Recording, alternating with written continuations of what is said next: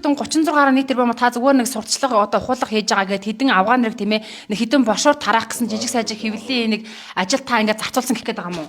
Станца барьсан байсан бол зүгээр нэг бошоор тараах мөнгөөр та нар гिचнээ айдаг. Та нар юм байлаар номшнод байхгүй юу? Амруу хийчлээ нэг мөсөн ингээд өөрөө барий би. Тий өгч заа. Энэ сонд аль битүү өгч та нэг авч. Доромжлох тусам чинь долоон бурхан шиг ялалцнаа их чинь ойлгосноо. За байж дугаа ажилтаа чи ямар ядаргатай юм бэ? Надад чи амруу над мик хийлээ. Би тайлбар өгье. Наадах чинь боршуур тараахад бензины хөлс тэнгүүтээ бас та нөгөө нэг шивж мэвж байгаа. Үлгэрийн задгаа. За байж.